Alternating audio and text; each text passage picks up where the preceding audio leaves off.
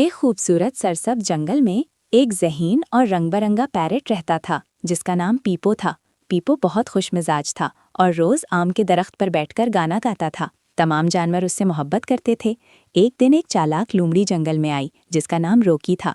वो पीपो की इज्जत देखकर हसद करने लगी और उसने पीपो को बहकाया कि अगर वो सारे आम अपने पास रख ले तो सब उसे जंगल का बादशाह मानेंगे।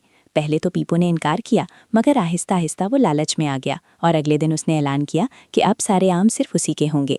ये सुनकर बंदर, हिरन, खरगोश और बाकी जानवर बहुत उदास हो गए। दिन गुजरते गए और जंगल में खुराक कम होने लगी। जानवर कमज़ोर होने लगे। पीपो को एहसास हुआ कि उसकी गलती से सबको नुकसान हो रहा है, मगर वो अपनी गलती मानने से डरता रहा।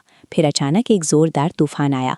तेज़ हवा चलने लगी और आम का दरख्त गिरने लगा। पीपो दरख्त पर फंस गया और मदद के लिए पुकारने लगा। वही जानवर जिन्हें उसने मायूस किया था दौड़ कर आए और अपनी जान खतरे में डालकर पीपो को बचा लिया। इस लम्हे पीपो की आंखों में आंसू आ गए और उसने सबसे माफ़ी मांगी और वादा किया कि वो दोबारा कभी लालच नहीं करेगा। लोमड़ी को भी अपनी गलती का एहसास हुआ और उसने भी सबसे माफ़ी मांगी। कुछ दिन बाद जंगल दोबारा खुशहाल हो गया। पीपो फिर से गाना गाने लगा और सबके साथ आम बांटने लगा और सबने सीखा कि लालच हमेशा नुकसान देती है और सच्चाई और मेहरबानी ही असल ताकत है।